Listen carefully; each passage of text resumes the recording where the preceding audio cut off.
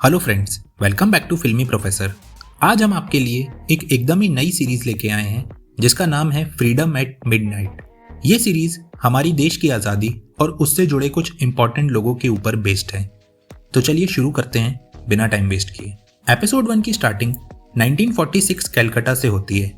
यहाँ हम गांधी जी को देखते हैं। प्रेस वाले उनसे नॉन स्टॉप सवाल पूछते हैं देश के बंटवारे को लेके, जिसपे गांधी जी बड़े ही भारी मन से कहते हैं, देश का बंटवारा होने से पहले मेरे शरीर का बंटवारा होगा। अगले सीन में हम 1946 में चलते हैं। यहाँ कुछ चंद लोग करोड़ों की किस्मत का फैसला करने जा रहे थे। सारे देश की नज़र इस फैसले पे थी, क्या हिंदुस्तान के 2 हिस्से होंगे या नहीं। देश के सभी बड़े नेता शिमला के ग्रैंड सिसेल होटल में हिंदुस्तान के भविष्य का फैसला करने के लिए वाइसरॉय वेल्विन के साथ कैबिनेट मिशन प्लान पर चर्चा करने वाले थे। कांग्रेस की तरफ से पंडित जवाहरलाल नेहरू, सरदार वल्लभ भाई पटेल और ऑल इंडिया कांग्रेस के प्रेसिडेंट मौलाना अब्दुल कलाम आज़ाद वहां मौजूद थे।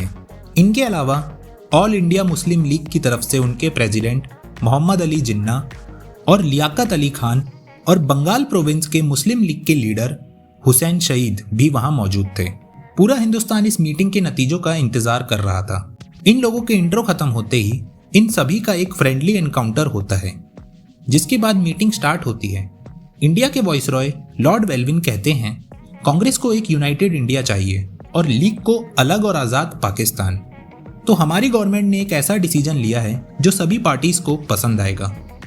वाइसरॉय बताते हैं कि इंडिया यूनाइटेड ही रहेगा।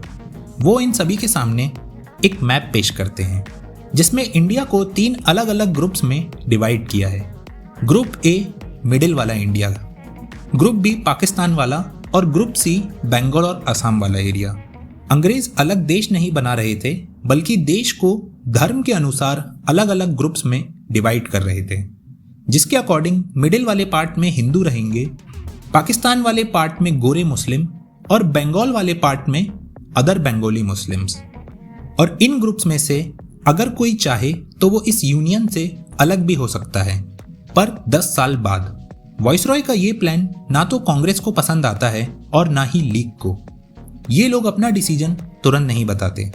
जिन्ना कहता है, हमको वक्त चाहिए इस प्लान पर सोचने के लिए। वहीं सरदार वल्लभ भाई पटेल नेहरू से कहते हैं, हमको अभी कुछ नहीं सोचना है, पहली चाल जिन्ना को चलने दो। मीटिंग के बाद वाइसरॉय यूके के पीएम एटली से बात करते हैं। वाइसरॉय कहते हैं, हमको अभी थोड़ा और टाइम इंडिया में रुकना चाहिए ताकि ये हिंदू और मुस्लिम्स की प्रॉब्लम्स को हम सॉल्व कर सकें। जिस पे एटली कहता है, मैं इलेक्शन इसी मुद्दे से जीता हूँ कि हम इंडिया से विड्रॉल कर लेंगे।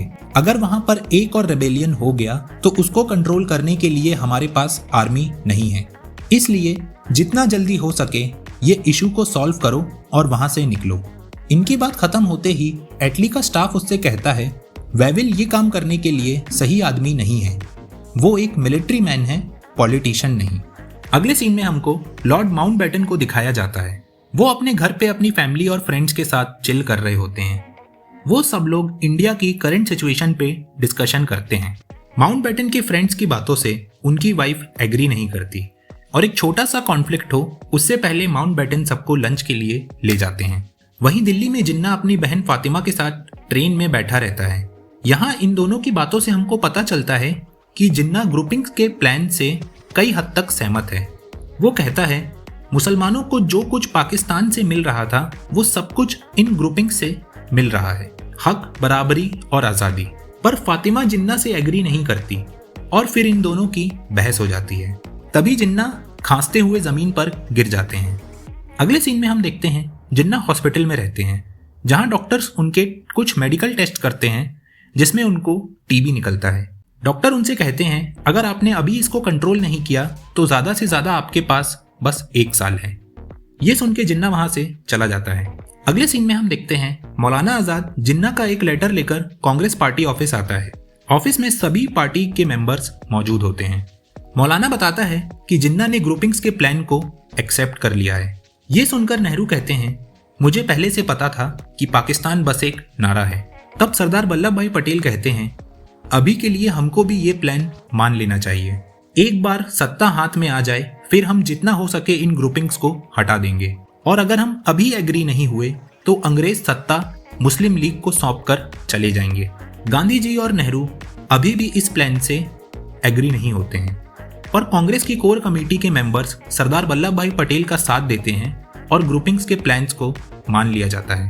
अगले सीन में हम देखते हैं मौलाना का कांग्रेस प्रेसिडेंट का टेन्योर खत्म हो जाता है और इलेक्शंस होते हैं जिसमें सरदार वल्लभ भाई पटेल कांग्रेस के अगले प्रेसिडेंट चुने जाते हैं। तभी गांधी जी पटेल से उनका नाम विड्रॉल करने के लिए कहते हैं।